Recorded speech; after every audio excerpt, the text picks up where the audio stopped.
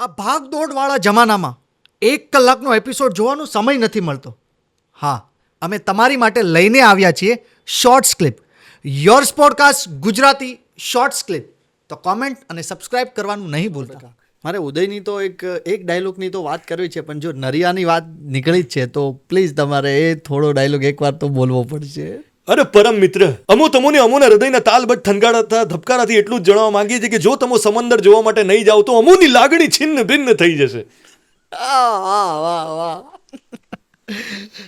આ સમય જ્યારે હતો કે નરિયાનો આ આખો મોનોલોગ હતો, ત્યારે ઓન ફ્લોરની સિચ્યુએશન કેવી હતી?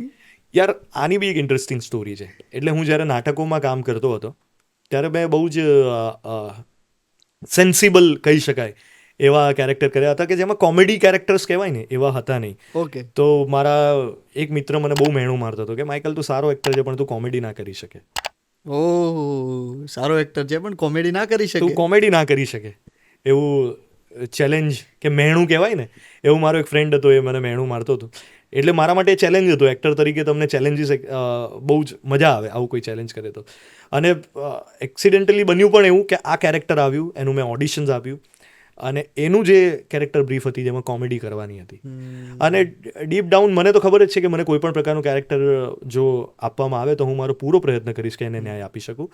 એટલે નરેશના કેરેક્ટરના ડાયલોગ્સ આટલા બધા લાંબા, એક પેજના મોનોલોગ. હા, એક જ મોનોલોગને આટલો લાંબા ડાયલોગ્સ. અને એ સમય દરમિયાન હું જોબ કરતો હતો. ગુજરાતી રેડિયો.com નામનું એક ઓનલાઈન રેડિયો હતો. છેલ્લો દિવસ જે સમયમાં ચાલી રહ્યું હતું શૂટિંગ, ત્યારે તમે જોબ કરતા હતા? હા, ત્યારે હું જોબ કરતો હતો આરજે તરીકે. ઓકે. ગુજરાતી રેડિયો.com નામની એક ઓનલાઈન રેડિયો હતું, ત્યાં હું આરજે તરીકે જોબ કરતો હતો. સો એ જોબમાં મારે શોઝ ચાલતા હતા. મીનવાઇલ મારે સ્ક્રિપ્ટ મોઢે કરવાની, ડાયલોગ્સ યાદ કરવાના હોતા હતા. અને એ દરમિયાનમાં હું શૂટ કરવા માટે ત્યાં ગયો હતો. અને કૃષ્ણદેવ યાજ્ઞિક એટલા કમાલના ડિરેક્ટર છે કે જેમને કોઈ એક્ટર પાસેથી કેવું કામ લેવું છે એ બહુ જ સારી રીતે જાણે છે. અને હું અને કેડીભાઈ બહુ ડિસ્કસ કરતા કે આમાં સર આવું કરીએ તો પછી કેડી સર મને ગાઈડ કરતા કે ઓકે આમાં આમ પણ થઈ શકે. એટલે અમે બંને સાથે મળીને એ નરેશનું કેરેક્ટર ઊભું કર્યું અને એને દર્શકોનો ખૂબ પ્રેમ મળ્યો અને હજુ પણ મળી રહ્યો છે. આ તમને મારે એટલે થોડી પાછળની જર્ની જાણી. આ કેરેક્ટર નરેશનું કેરેક્ટર તમને ખ્યાલ હતી કે આ ફેમસ થઈ જશે? ના યાર, એવું જરાય મારો એવો અંદાજો લોકોએ બહુ વધાવી લીધું હતું આ કેરેક્ટરને. નરેશના કેરેક્ટરને આટલો બધો પ્રેમ મળશે એ મને જરાય કલ્પના નહોતી. પણ હું તો કહું છું ને કે મારો પ્રયત્ન એટલો જ હોય છે કે મને જે પાત્ર આપવામાં આવે એને હું પૂરેપૂરી નિષ્ઠાથી નિભાવું. અને એ કેરેક્ટરને મેં એ જ રીતે જોયું હતું અને એક ચેલેન્જ તરીકે યાર આ હું કરી શકું છું કે નહીં. અને બસ એ જ રીતે મારું કામ છે. એને મેં એક્સેલન્ટલી કરવાનો ટ્રાય કર્યો હતો. અને પછી જ્યારે એનું શૂટ પતી ગયું, ડબિંગ પતી ગયું, પછી જે એના પ્રોડ્યુસર જે વૈશાલભાઈ બહુ કહેતા હતા કે યાર તમારું કેરેક્ટર બહુ ગજબ, બહુ મજા આવી જશે, લોકોને બહુ મજા આવી જશે.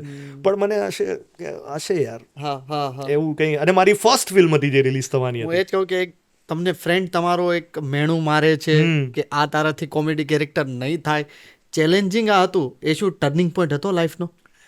ઓફકોર્સ. એટલે એ ફિલ્મ રિલીઝ થઈ ત્યારે હું ગુજરાતમાં હતો પણ નહીં.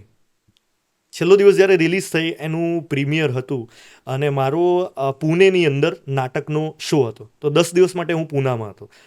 પણ રિલીઝ થઈ ફિલ્મ અને પછી બીજા જ દિવસથી લોકોના મેસેજીસ આવવાના ચાલુ થયા, ફ્રેન્ડ રિક્વેસ્ટ આવવાની ચાલુ થઈ ગઈ.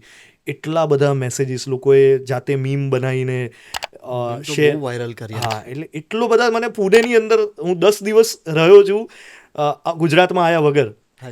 અને આ બધો પ્રેમ મને ખાલી સોશિયલ મીડિયાથી મળી રહ્યો છે, ફોન કોલથી મળી રહ્યો છે. પછી હું એન્ટર થયો ગુજરાતમાં, પુણેથી ફ્લાઇટમાં અહીંયા આવ્યો અમદાવાદ સરદાર વલ્લભભાઈ પટેલ એરપોર્ટ પર.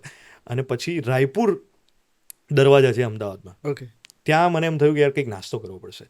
તો ત્યાં નાસ્તો કરવા માટે હું ઊભો રહ્યો અને ત્યાં 3-4 લોકો હતા સાઈડમાં. એ મને જોઈને એવું કહેવા માંડ્યા કે જો યાર આ પેલો નરેશ છે. તો ત્યાં મેં મારી છેલ્લો દિવસ પછીની પહેલી સેલ્ફી ત્યાં પડાવી અને ત્યારથી અત્યાર સુધી સેલ્ફી હું પડાવું છું.